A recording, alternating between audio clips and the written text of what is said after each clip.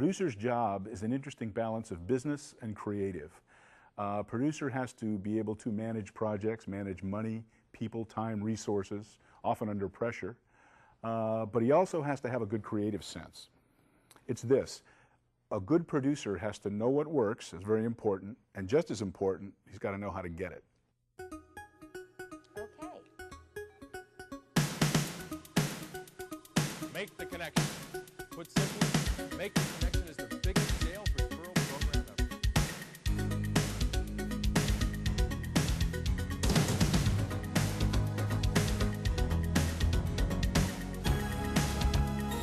Could you put that on his bill? Oh, no. Since you've got it, you keep it.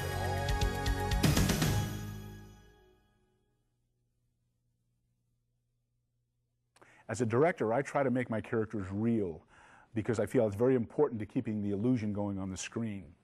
To do that, you need a good script, obviously. Goes without saying you need a good cast. And at that point, I like to coach actors. I feel that actors are a lot like athletes.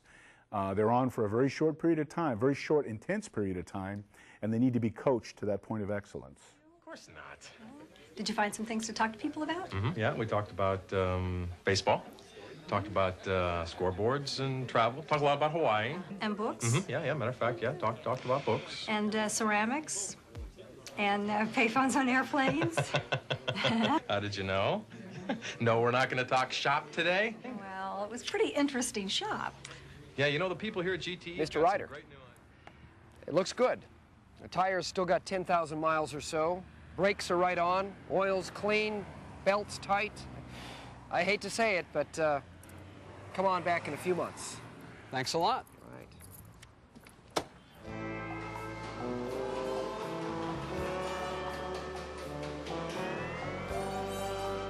Well, let's see here, Mr. Solo.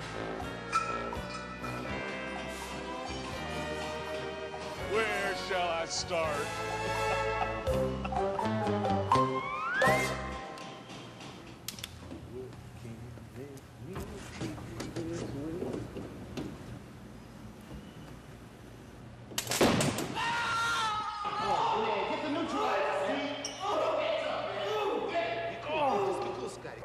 Don't rub your eyes, man. Don't rub them.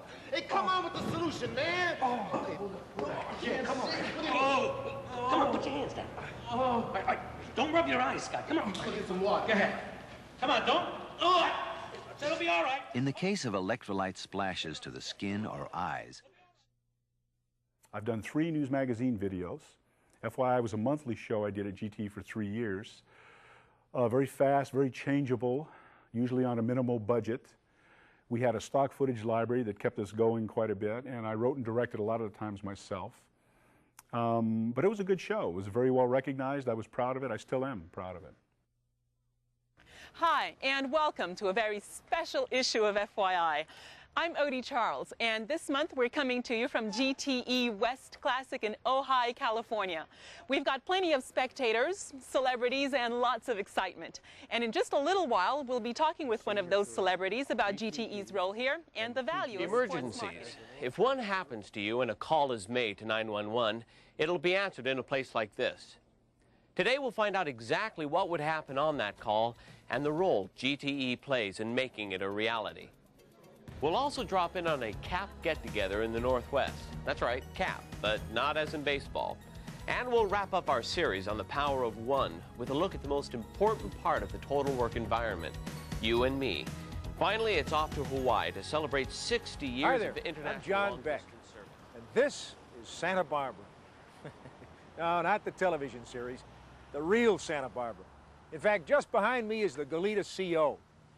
This area has been my home for quite a few years now, and GTE has been a part of the community during all that time.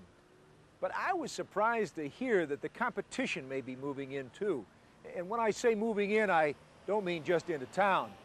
I mean right back there, into your own CO. It's called co-location, and I'll tell you all about it. Commercials, music videos, PSAs, shorts, I guess you call them. You have to say a lot in a very short period of time, so you've got to be very concerned with the visual, with music, pace, timing, that kind of thing.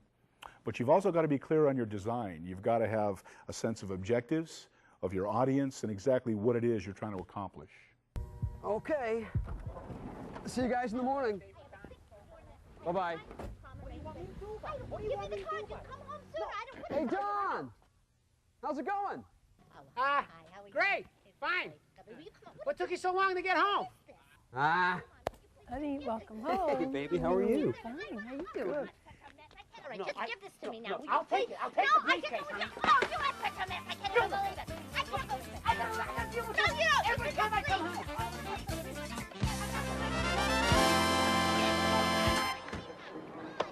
Hi, I'm Don Sutton.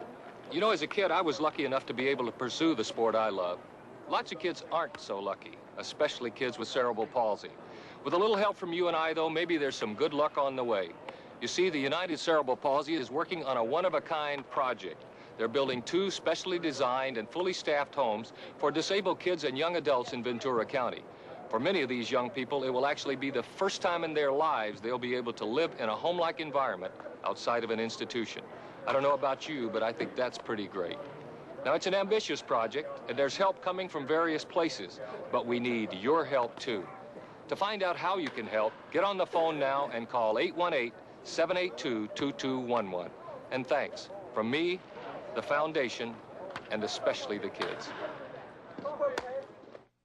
Instructional shows are a big part of corporate television, and believe it or not, I love them. I get a real sense of satisfaction out of making things clear to people, which of course is what an instructional program is. So you take a complicated subject, you break it down into its lowest communications common denominator, and you design it and structure it carefully and present it one-on-one to your audience.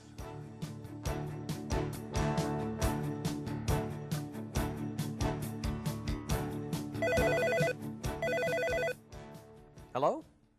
Oh, hi, Fred. Hang on a sec, would you please? Thanks. Of course, wireless communications means much more than just the convenience of a cordless telephone. It also means a world made smaller and more accessible. And this is made possible by a wide range of technologies. In this section of the program, we'll be considering the following questions. What are wireless communications? How have they evolved? How do wireless communications interface with a public switched network, and how are they regulated? And what are some of their advantages and disadvantages? To be absolutely sure you're safe, the rule of thumb is never mix any chemicals, period. When your usage is complete, be sure to reseal and properly store the chemical until next time. Also high on the list of proper usage tips is following the manufacturer's instructions, which brings us back once again to reading the label. Most hazardous materials experts also stress reuse of hazardous chemicals until it's totally gone. Bottom line is, I feel extremely lucky. I love the work that I do. I try to grow every chance I get. I hope to continue to make films and videotapes and write books, and just grab onto every opportunity that comes my way.